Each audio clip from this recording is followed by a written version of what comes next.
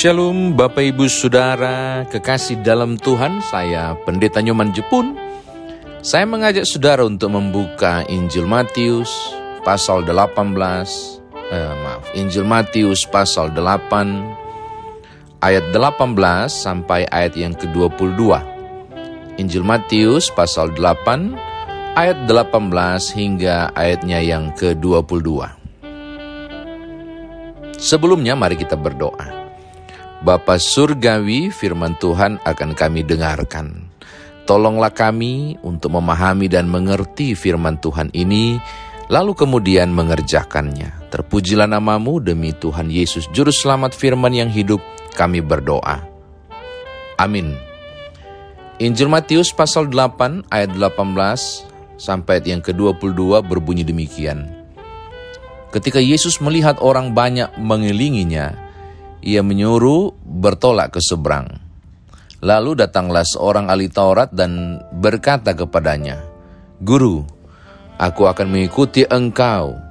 Kemana saja engkau pergi?" Yesus berkata kepadanya, "Serigala mempunyai liang, dan burung mempunyai sarang. Tetapi anak manusia tidak mempunyai tempat untuk meletakkan kepalanya."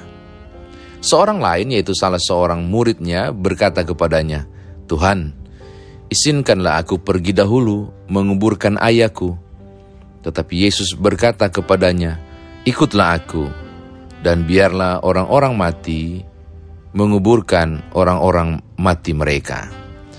Demikian firman Tuhan. Terpujilah Kristus. Saudara dan saya dikatakan berbahagia jika mendengarkan firman Tuhan ini, merenungkannya, memberitakannya, istimewa melakukan dalam kehidupan beriman kita. Bapak Ibu, ada salah kaprah kesan yang kita dapat bahwa orang tidak memahami misi sesungguhnya dari karya pelayanan Tuhan Yesus Kristus selama 3 tahun.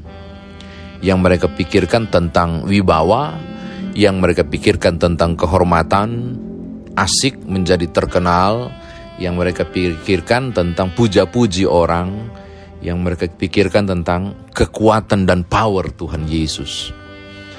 Mereka mengalami salah kaprah memahami panggilan atau menjadi seorang pengikut Yesus Kristus. Sesuatu yang wah, sesuatu yang hebat, sesuatu yang luar biasa. Mereka lupa bahwa anak manusia harus menderita. Hal ini menunjuk tentang bagaimana Yesus akan mengalami kesengsaraan, penderitaan kehidupan pada berbagai proses perjalanan 3 tahun pelayanannya, yang diakhiri dengan kematian yang sangat hina di atas kayu salib. Orang berpikir soal kenyamanan saja, gemerlapannya menjadi seorang pengikut, terkenal untuk menjadi seorang pengikut. Maka tidak heran ketika ayat 18, Yesus sengaja menghindar untuk tidak menjumpai banyak orang itu. Bahkan membuat statement yang menarik. Serigala mempunyai liang, dan burung mempunyai sarang, tetapi anak manusia tidak mempunyai tempat untuk meletakkan kepalanya. Ini bicara soal kesehajaan, ini bicara soal kesederhanaan, ini bicara soal tanpa fasilitas.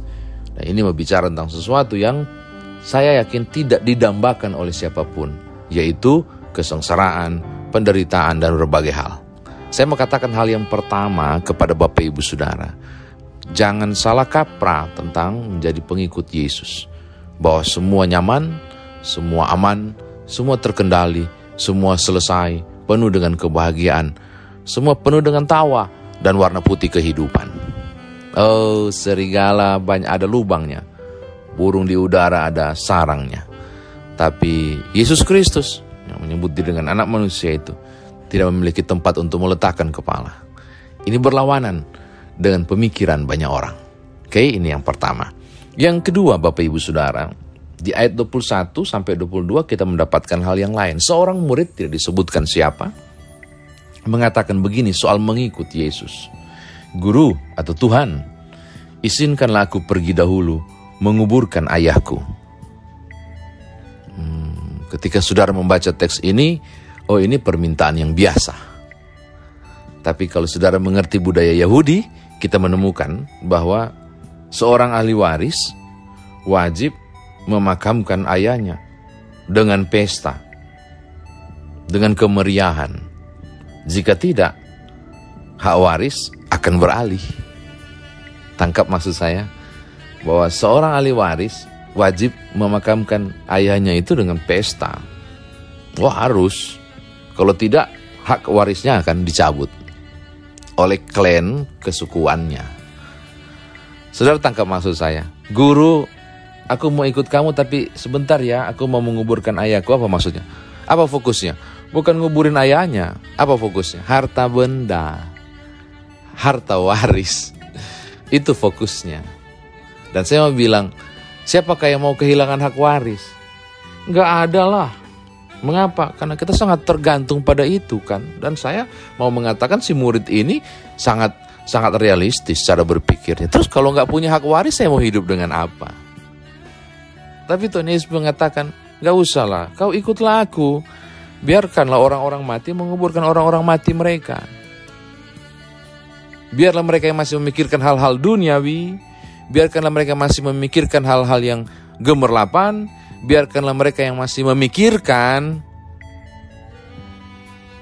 berbagai kehidupan yang jauh dari kehidupan milik Allah, memikirkan kehidupan yang jauh dari Allah. Kan orang yang jauh dari Allah berarti mati toh. Maka biarkanlah orang mati itu menguburkan yang mati itu. Biarkanlah orang-orang mati, yaitu mereka yang tidak hidup dengan Allah ini, menguburkan orang mati mereka. Itu sebenarnya maksudnya. Apa yang mau dikatakan di catatan kedua ini Bapak Ibu? Orientasinya mesti jelas. Standar Yesus untuk mengikut dia juga sangat tinggi. Bayangkan loh, untuk terima hak waris aja nggak bisa ya. Waduh, pokoknya cuma modal iman dan keyakinan. Nggak mudah loh. Saya mau bilang standarnya tinggi banget. Standar mengikuti Yesus. Sudahlah, kau ikutlah aku. Saya mau katakan hal ini sangat penting Bapak Ibu. Ketika saudara bicara soal kenikmatan, mengikut Yesus, saudara keliru. Mengikut Yesus ada tantangannya loh. Dan standar menjadi pengikut itu standarnya tinggi Tuhan Yesus buat. Mentalitasnya harus mentalitas pejuang. Saya kira demikian firman Tuhan ditafsirkan bagi kita. Nah sekarang bagaimana saudara dan saya membawa firman Tuhan ini dalam kehidupan beriman kita? Hanya satu kayaknya ya Bapak Ibu. Saya mau katakan begini. Jika banyak orang berpikir bahwa mengikut Yesus ini adalah sebuah tanda bahwa wibawanya, posisinya, kehormatannya naik. Jika banyak orang berpikir mengikut Yesus adalah soal nama besar yang akan sanjung orang. Kalau banyak orang berpikir mengikut Yesus ini berbicara soal terfasilitasi, tersedia segala sesuatu. Saya mau kasih tahu saudara. Serigala ada lubangnya, burung di udara ada sarangnya. Tapi anak manusia tidak punya tempat untuk meletakkan kepalanya. Minim fasilitas. Pengikut yang sesungguhnya bersedia pada posisi minim fasilitas. Pengikut yang sesungguhnya tahu bahwa mengikut Yesus juga bicara soal kepiluan, ketidaknyamanan, kesengsaraan, dan sebagainya. Maka kalau ada di antara saudara yang mengalami penderitaan, tantangan, lalu kemudian saudara berkata, bagaimana mungkin ikut Yesus begini terus hidupku? Saya mau katakan, cemen. Oh benar. Justru ketika saudara sedang mengalami sengsara, ketidaknyamanan, saudara harus tersenyum dan berkata, ya saya sedang pada posisi mengikut. Begitu. Tapi kalau kemudian terlalu nyaman hidup saudara, terlalu tidak ada masalah hidup saudara, fine-fine saja saudara, saya mau mengatakan Bapak Ibu tolong bertanya kepada Tuhan, benarkah jalan ini? Kok begini terus? Ada yang bilang, kan Pak itu bagian dari kuasa Allah yang mempermudah kehidupan. Saya bilang teliti lagi. Uji lagi. Karena barang siapa mengikut aku, dia harus memikul salibnya. Berarti memang bicara soal tantangan besar yang akan dihadapi orang percaya. Baik dalam pelayanan, persekutuan, hidup rumah tangga, usaha pekerjaan. Ya kalaupun bisnis dan usaha fine saja, pasti ada beberapa salib yang harus dipikul juga dalam hidup keluarga misalnya. Tapi terlalu sempurna rasanya. Atau enggan saudara menghadapi tantangan, enggan saudara menghadapi soal hidup, tolong tanya lagi, benar nggak jalannya yang saudara ikut? Jangan-jangan bukan jalurnya Tuhan Yesus yang saudara dan saya lalui. Saya tidak bicara soal teologi kemakmuran. Ikut Yesus tidak ada masalah, siapa bilang? Ikut Yesus ada pergumulan, akan ada tantangan, akan ada soal hidup. Tadi cuma satu ya, tapi ini sebenarnya ada yang kedua Bapak Ibu. Di ayat 21 dan 22 itu menarik sebenarnya untuk direnungkan. Pilihannya ada dua bagi orang di ayat yang ke-21 ini. Hak waris, warisan, atau pergi ikut Yesus dengan tidak membawa apa-apa. Godaannya tinggi loh Bapak Ibu. Godaannya tinggi untuk menjadi pure murni sebagai seorang pengikut. Godaannya bisa di harta benda. Godaannya bisa soal hati yang tersinggung. Godaannya bisa soal menggiurkan dan yang tidak menggiurkan. Dan standar Tuhan Yesus sangat tinggi. Kamu ikutlah aku. Biarkanlah orang-orang mati itu yang tidak dekat dengan Allah berarti mati. Menguburkan orang-orang mati mereka. Kamu ikutlah aku. Wow, kehilangan hak waris saya ini kalau saya tidak kuburkan papaku. Harusnya berlanjut pertanyaan itu. Yang saya mau katakan sangat penting ini kepada Bapak Ibu bahwa atas motivasi apa saya dan Bapak Ibu mengikuti Yesus? Bukan soal mendapatkan sesuatu, tapi sangat mungkin untuk meninggalkan sesuatu, kehilangan sesuatu, harga diri, dicemooh orang, tidak dihargai ketika saudara melayani dan menyiapkan apapun. Ya, karena mengikuti Yesus bukan soal mendapatkan sesuatu, tapi soal kehilangan sesuatu. Iya loh, menarik ya.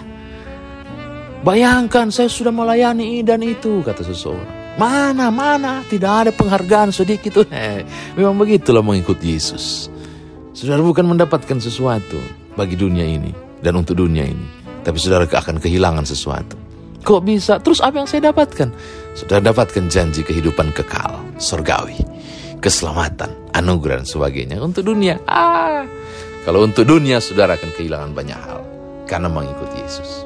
Tapi itu konsekuensi untuk menjalaninya. Maka saya mau tutup. Selamat mengikuti Tuhan Yesus dengan berbagai standar tinggi yang Tuhan inginkan ada dalam mindset saudara sebagai seorang pengikut Yesus. Tuhan berkati saudara. Haleluya. Amin.